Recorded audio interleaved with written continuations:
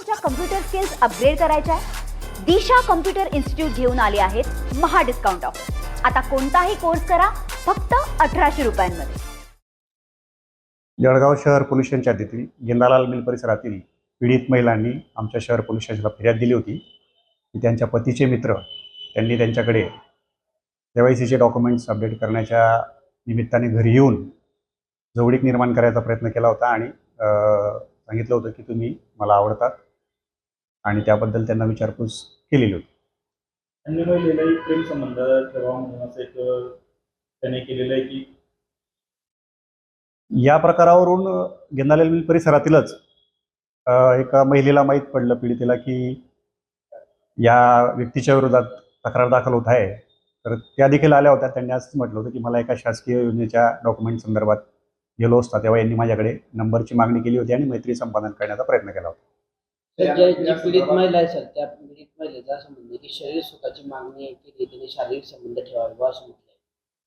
हो, त्यांनी उल्लेख केला आहे फिर्यादीमध्ये, परंतु ते त्यांच्या नवऱ्याचे मित्रच आहेत म्हणून त्यांच्या घरी आलेले होते आणि त्यांच्यात ते संभाषण झालं होतं आणि त्यांनी त्या पीडितेने सांगितलं होतं की हा प्रकार मी माझ्या नवऱ्याला सांगणार आहे तुझ्या विरुद्ध. नवऱ्याला सांगितलं, तसं त्यांच्यात शाब्दिक वाद झाले. त्याच्यानंतर पण हा परत तिच्या घरी जात होता, तिला बघत होता, पाठलाग करत होता असं पण तक्रार म्हटलंय. हा जानेवारी महिन्यातला प्रकार आहे. मग पीडितेने त्यांच्या नवऱ्याला सांगितलं होतं, त्यानंतर देखील त्याचा प्रकार थांबला नाही म्हणून त्यांनी फिर्याद दिलेली आहे. तर काय गुन्हा दाखल करण्यात आला? आरोपीची पार्श्वभूमी काय? गुन्हा आता पीडितेच्या तक्रारीवरून पाठलाग करणे, मैत्री संपादन करण्याचा प्रयत्न करणे आणि त्याच्यात सतत महिलेला त्रास देणे यासाठी आपण विनयभंगाचा गुन्हा दाखल केलेला आहे. तर आरोपीचं नाव काय सर आणि आरोपीची पार्श्वभूमी काय? आरोपी गोकुळ रमेश चव्हाण म्हणून आहे. तो त्याच गेंदालाल मिल परिसरातल्या पुढच्या भागात जवळच राहणार आहे आणि तिथून तो समाजसेवेच्या माध्यमातून किंवा CSC सेंटरच्या माध्यमातून मतदारांना किंवा नागरिकांना शासकीय योजनांचा लाभ मिळवून देणे असं काम करत असल्याचे आम्हाला सांगत होतं. त्याला अटक वगैरे केली का? हे आरोपीचा शोध चालू आहे. तर एकंदरीत आरोपीची पार्श्वभूमी बघता त्यांनी 2 महिन्यांसोबत असं कृत्य केलं. काही इतर महिन्यांसोबत असं केल्याची जी शक्यता आहे ती वर्तवली जाते, त्या अनुषंगाने पोलीस तपास करतात.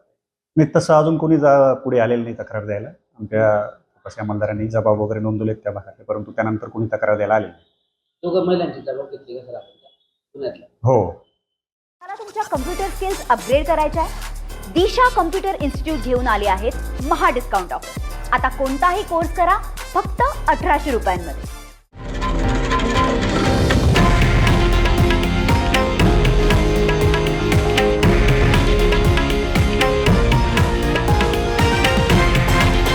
हे आहे देशातील नंबर 1 न्यूज नेटवर्क आणि आपण पाहत आहात TV9 मराठी, एकमेव.